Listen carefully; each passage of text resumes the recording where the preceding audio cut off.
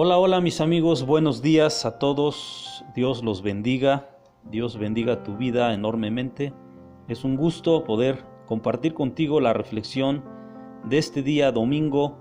Espero que sea de mucho provecho y de mucha bendición para tu vida.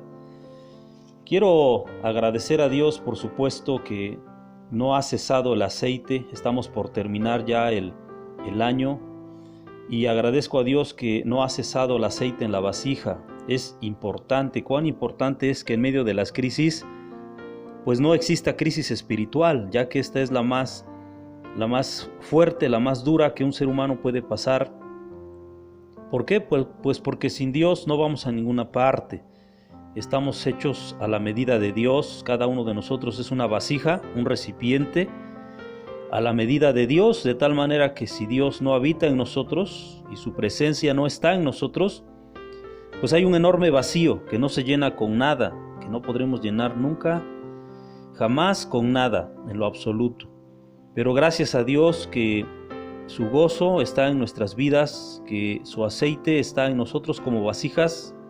Y digo aceite porque este representa a la tercera persona de Dios, al Espíritu Santo en nosotros, quien nos llena, nos capacita, nos fortalece, nos ayuda en nuestra debilidad, como dice la Escritura.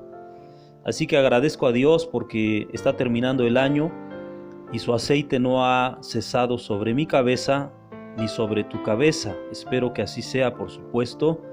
Y si no, pues estás a tiempo y ojalá esta palabra te ayude a limar asperezas con Dios, ¿verdad? Hacer las paces con Dios y a vivir en una vida rendida a Dios, ya que eso es lo que marca la diferencia en nosotros. Hoy les hablaré de un tema llamado el antes y el después, basado en la experiencia que tuvo Jacob con Dios allá en Peniel.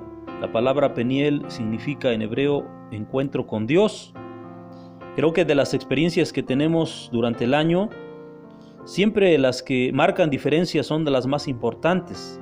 Y si hay una experiencia que marca diferencia en nuestras vidas, entre un antes y un después, es cuando conocemos a Dios, cuando tenemos un encuentro cara a cara con Él, cuando nuestra vida es transformada.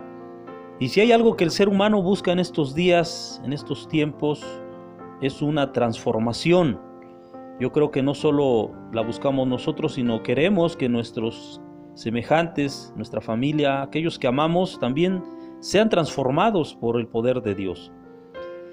Y si hay alguien que puede cambiar una vida, ese es Dios, ¿verdad? En el ser humano hay muchas limitaciones, los recursos se agotan, pero a Dios no se le agotan los recursos. Dios tiene muchos recursos para transformar una vida, pero para esto es necesario tener un encuentro, ¿verdad? Y quiero basar esta reflexión en ese encuentro allá en el Génesis capítulo 32, en el versículo 22 al 32, donde nos narra la historia bíblica del encuentro que Jacob tuvo con Dios, donde le fue cambiado el nombre. Y la frase que quiero rescatar y que quiero que tú la tomes como una declaración, como una declaratoria personal de vida. Si tú eres de los que buscas a Dios, tú eres de las mujeres, de los varones que buscan a Dios, yo quiero que termines este año declarando esta palabra que dijo Jacob cuando luchaba con el ángel de Dios. No te dejaré hasta que me bendigas. Esa fue la frase que expresó Jacob. No te dejaré hasta que me bendigas. ¿Qué tan importante es buscar ser bendecido?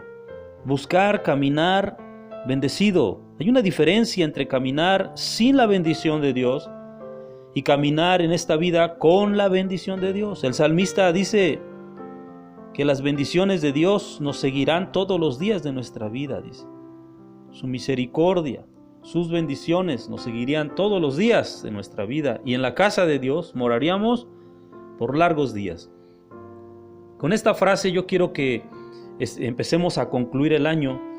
No te dejaré hasta que me bendigas. Si quizás este año no fue suficiente para recibir las bendiciones que tú esperabas, bueno, está por iniciar un año nuevo y ojalá que antes de que el año empiece, tú te determines a decir lo mismo. Señor, no te voy a dejar hasta que me bendigas, porque en Dios está garantizada la bendición. Solo que no es fácil. La Biblia nos habla de la lucha que tuvo Jacob esa noche en Peniel, ese encuentro con el ángel, una experiencia transformadora que era necesaria por la situación que vivía, pero también era inevitable, ¿sí? Un encuentro cara a cara con Dios fue decisivo para que hubiera un cambio en la vida de Jacob. Un hombre que nació bajo la promesa de Dios, ya que es de la descendencia de Abraham. Dios a Abraham le había dicho: haré de ti una nación grande y te bendeciré. Y le prometió Dios bendición a Abraham, a él y a sus generaciones. Jacob representa la tercera generación de Abraham, es decir, el nieto de Abraham. Pero aún naciendo bajo la bendición, Jacob no vivía con la bendición de Dios, es decir, no se sentía bendecido, vamos.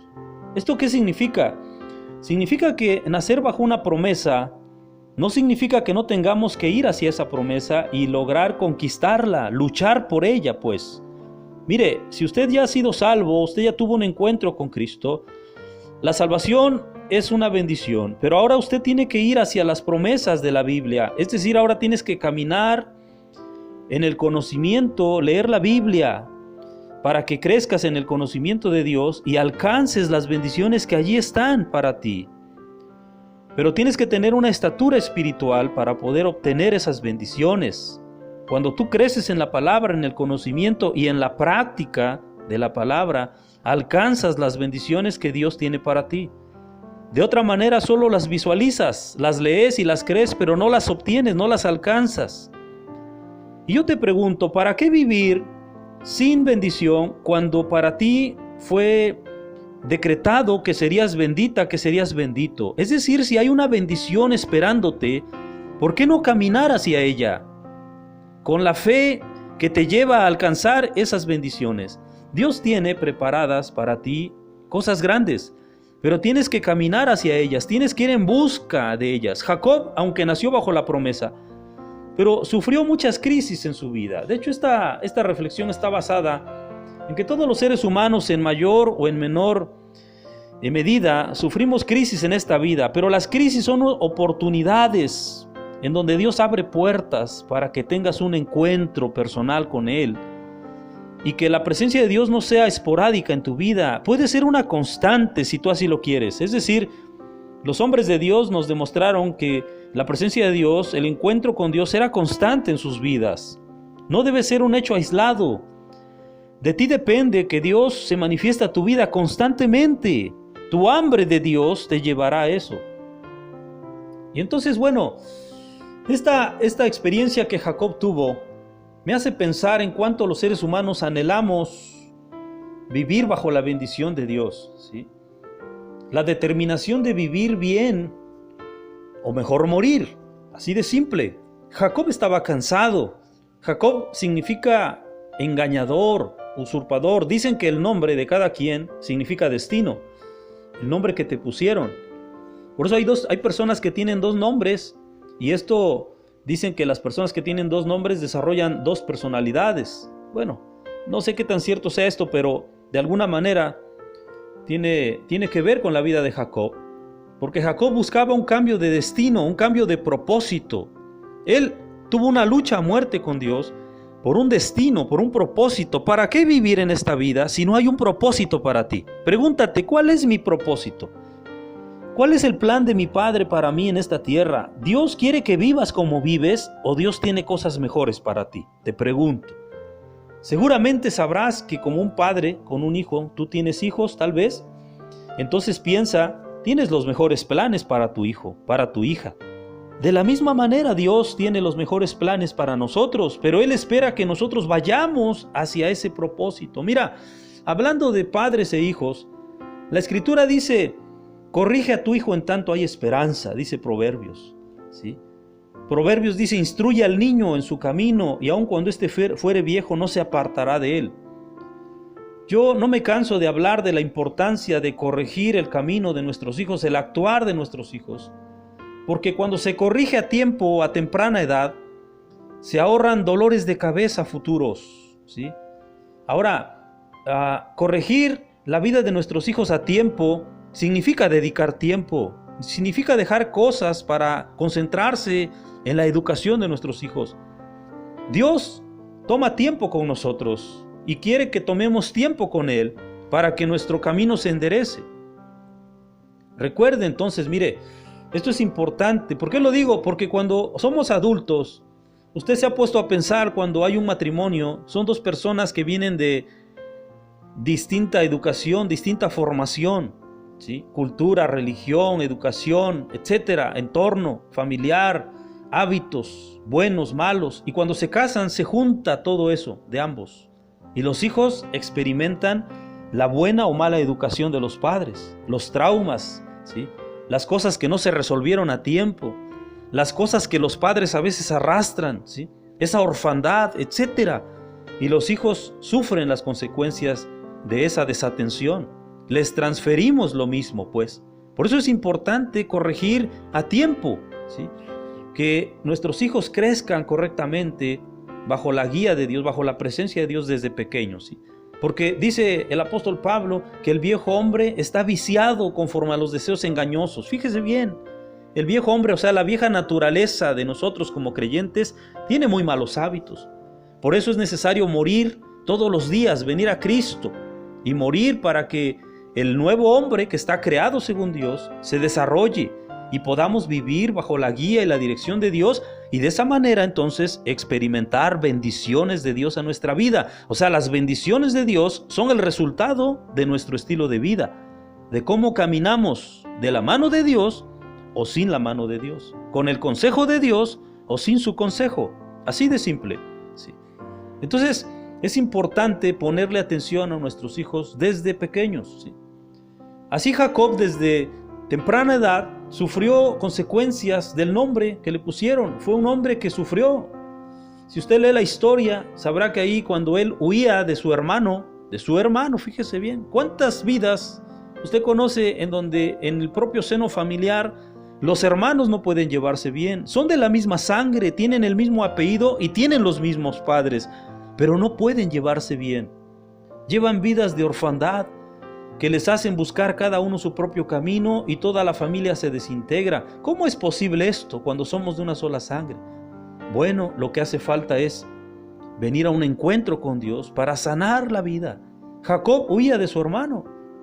Fue hasta que tuvo un encuentro con Dios que él descansó de su manera de caminar. Fíjese bien, venir a un encuentro con Dios significa estar dispuesto a morir con tal de un nuevo propósito, ¿sí? Porque la lucha que Jacob sostuvo con Dios fue un cambio en su manera de caminar, ¿sí? Un cambio en nuestra vida, en nuestra conducta, en nuestros pensamientos requiere mucho esfuerzo. Lo que se construye con tanto tiempo, pues no se puede destruir de un día para otro. De tal manera que cambiar hábitos es de lo más difícil en los seres humanos. Pero cuando venimos a Dios, Dios nos ayuda a entender que hay una manera de caminar diferente. Y para esto necesitamos ser humildes, doblegar nuestro orgullo. Cuando pienso en el orgullo, piense usted en un matrimonio, en una pareja que duermen en la misma cama y que están más cerca que nunca y más lejos que siempre. Es decir, a veces el orgullo hace que dos personas que están durmiendo juntas no se hablen. Y esto es por orgullo, no es por otra cosa. El orgullo es el peor enemigo de la humildad. Y la humildad nos lleva a vivir en bendición, a experimentar bendiciones. Puedes ver a tu esposa como una bendición, a tu esposo como una bendición, o puedes verlo como todo lo contrario, depende cómo estás caminando. Puedes ver a tus hijos como una bendición o como un dolor de cabeza, depende de cómo estás caminando. Y me refiero a caminar con Dios o sin Dios. Entonces, esta es una invitación para que concluyas el año con esta frase que te dije al principio: no te dejaré, Señor, hasta que me bendigas. Dios desea bendecir tu vida. Dios desea cambiar tu vida, tu propósito. Si has caminado este año y te has cansado, has pasado por crisis, bueno, lo mejor que te puede pasar es no empezar un año nuevo con una vida vieja. Cambia tu manera de pensar y cambia tu manera de vivir, ¿sí? Corrige la forma en la que estás caminando. Mira, hay un antes y un después. La diferencia es Dios en tu vida. basado en la experiencia de Jacob, ¿sí? Deberás determinarte a ser bendecido. ¿Quieres bendición el año que viene o no? De ti depende. Asume lo que implica. Tendrás, número 1, que caminar diferente. Cuando Jacob luchó con el ángel, la Biblia dice que estaba por amanecer y el ángel le dijo, déjame porque ya va a amanecer. Y entonces, como no lo dejaba, le dijo, no te dejaré hasta que me bendigas. Era la oportunidad de oro para Jacob.